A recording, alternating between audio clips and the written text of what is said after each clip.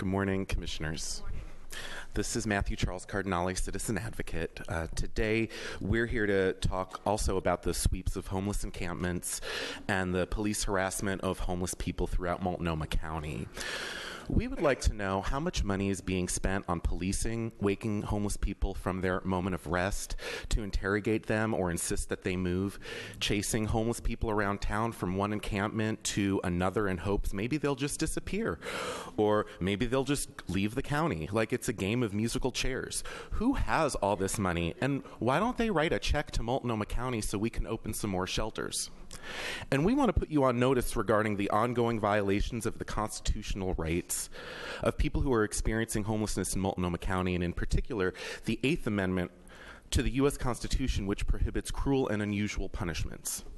The U.S. Department of Justice on August 6, 2015, authored a statement of interest of the United States in Bell v. Boise, challenging a criminalization statute in Boise. The Justice Department states that if shelter space is unavailable in a jurisdiction to meet the specific needs of the homeless population, that criminalizing basic human acts such as sitting, lying, or sleeping amount to criminalization of a status, and as such are cruel and unusual punishments under the 8th Amendment to the federal Constitution.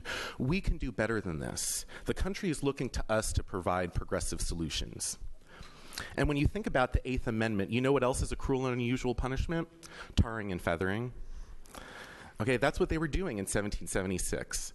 Basically, what we're saying is that the practices of sleep deprivation have the same effects, physical, mental, and emotional, of torture, whether carried out at Guantanamo Bay or by our local police. We demand Multnomah County pass a resolution affirmatively declaring that sleeping in peace and with dignity is a fundamental human right in Multnomah County, and urge the cities of Multnomah County to observe the Obama administration's findings regarding the laws and practices that amount to the criminalization of homeless people. We also need to go through our own laws and ordinances to repeal ordinances that conflict with this right. And as we look forward to our county setting its legislative agenda in Salem for February, we want Multnomah County to support the Homeless Bill of Rights as proposed by the Western Regional Advocacy Project as well. Smart ALEC, my nonprofit, has, as you know, launched its homeless and low-income civic empowerment project, where we've been having workshops. We've had several workshops over the last week, and talking about understanding these rights and trying to come up with an appropriate response. We've been talking about ways to educate people about their rights, and we hope to continue this program over the coming weeks and months. Thank you. Thank you. Good morning. My name is Susanna Amberg, and one thing I want to say before I get to what I was writing is, over the last week or so, those of us who have been living downtown, suddenly we have this huge mass of people that came from everywhere else. It's absolute chaos down there right now. It really is. We've got a bunch of new people who don't know where anything is, don't know what's going on. They don't have their stuff because they lost a lot of it in being swept. So it's been pretty chaotic for all of us the last couple of weeks. Anyway, I wanted to say, what does the right to sleep mean? For someone like me, I'm occasionally plagued by night terrors. It means that I need to be able to get up and to get out into a private space until my world comes back into focus. It means I need to establish a routine and make sure that I can get 7 to 8 hours sleep a night.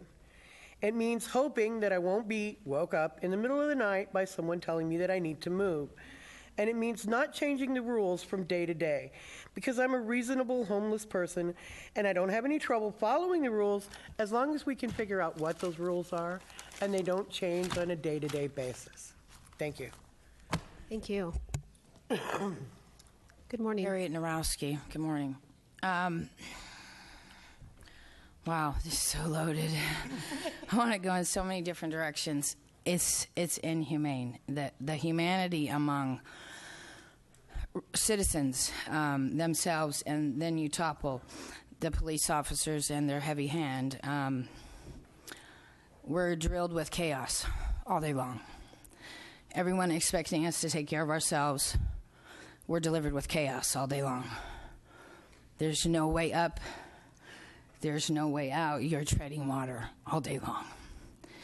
You have to walk somewhere to get your meal. You walk somewhere to get your shower. You walk somewhere to get clothes. You walk somewhere to get food, toiletries, anything you need. You're walking somewhere, basically, for the most part. The chaos I experienced from police officers leaving my last home left me in jail with no way out either. They want lifetime criminals with the inhumanity I was treated with in there. And since being on and off homeless since 2009, clean and sober, coming from the East Coast, rousted because I had a shaved head, and was hanging with people who maybe had a beer here and there. But needless to say, I was judged. Everyone else is judged on the heavy-handed worst of the percentage of the homeless. And those percentages lie in every percent of the human population, not just the homeless people. And we're all treated with the same inhumanity and the same heavy-handed governance that is nothing but inhumane to each other. We can never get up. We don't need to be policed like kindergartners. Most of us can take care of ourselves, but for one reason or another, we're that one paycheck away from homelessness, as everyone in this room is. One paycheck away from homelessness. And good luck to you all if you end up out here, because it is nothing but chaos. All day long, you're fighting chaos. From that 7:30 wake up, no matter who kept you awake at night or stomped on your head, stole your bag, it's nothing but chaos all day long.